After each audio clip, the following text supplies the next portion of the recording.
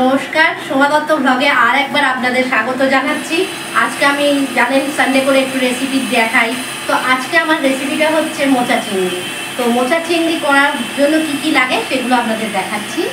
তো মোচা চিংড়ির জন্য আমি মোচা কেটে রেখে দিয়েছি, আলু লাগছে, চিংড়ি মাছ লাগছে, ছোলা লাগছে, হলুদ গুঁড়ো, লঙ্কার গুঁড়ো, তেল আর নুন আর গরম মশলা লাগবে। তো এইগুলো আমার রেডি। তো মোচার মধ্যে আমি একটু হলুদ গুঁড়ো,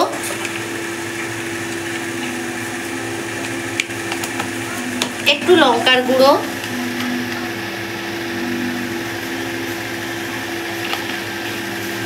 একটু তেল,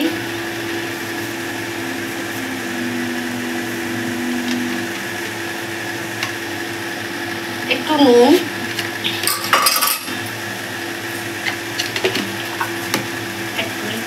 একটু চিনি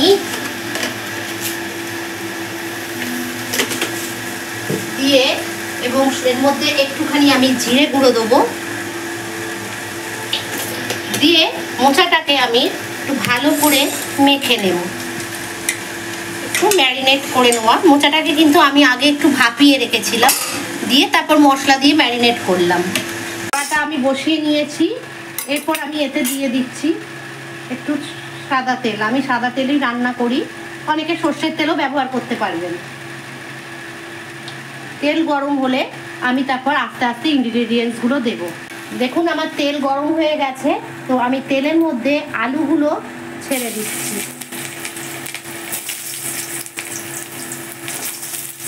এবার আলুটাকে আমি একটু লাল লাল করে ভেজে নেব।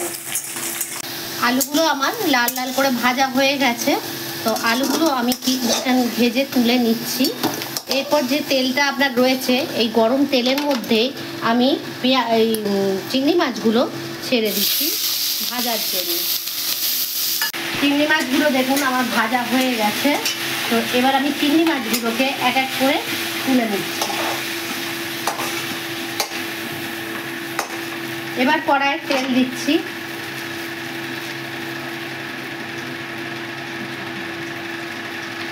এবার আমি তেলটা গরম হলে পেঁয়াজ ছাড়বো। তেলটা আমার গরম হয়ে গেছে, এর মধ্যে আমি গোটা গরম মশলা দিয়ে দিলাম।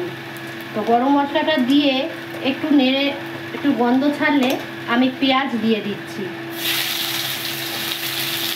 পেঁয়াজটাকে আমি লাল লাল করে ভেজে নেব। দেখুন পেঁয়াজটা আমার লাল লাল করে ভাজা হয়ে গেছে।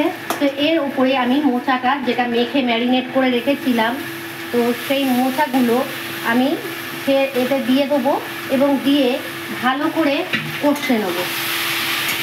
মোচাটা আমি চাপা দিয়ে রেখেছিলাম, তো তারপর চাপা দিয়েই করতে হয়।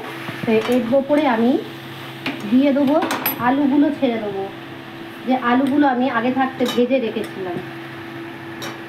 এরপর আমি কাঁচা ছোলা এর উপরে দিয়ে দেবো। কাঁচা ছোলাগুলো দিয়ে দিলাম, আবার আমি কষে নেব।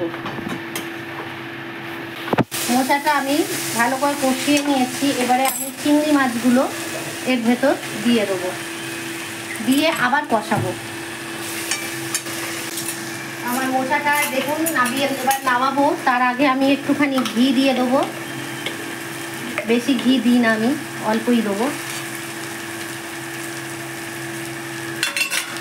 ঘি দিয়ে দিলাম, এবারে আমি এর মধ্যে একটু সামান্য গরম মশলা দিয়ে দেবো।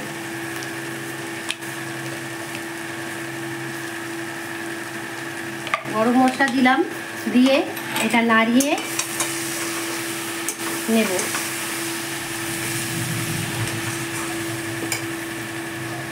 আমার মোচা রেডি হয়ে গেল, মোচা চিংড়ি।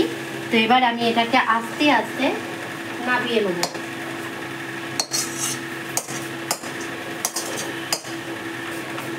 মোচা চিংড়ি আমার রেডি। আপনাদের আজকে আমি রান্নাটা করে দেখালাম মোচা চিংড়ি, দেখে আশা করি আপনাদের ভালোই লাগছে। তো আমাকে একটু সাবস্ক্রাইব করে দেবেন। ইউটিউব চ্যানেলে দেখবেন সোমা দত্ত ব্লগ নামে আমার একটা চ্যানেল আছে, সেখানে গিয়ে পারলে একটু সাবস্ক্রাইব করবেন আর প্রচুর প্রচুর লাইক শেয়ার কমেন্ট করবেন, যাতে আমি উৎসাহ পাবো যে আরও নেক্সট স্টেপ এগিয়ে যাওয়ার জন্য। Thank you.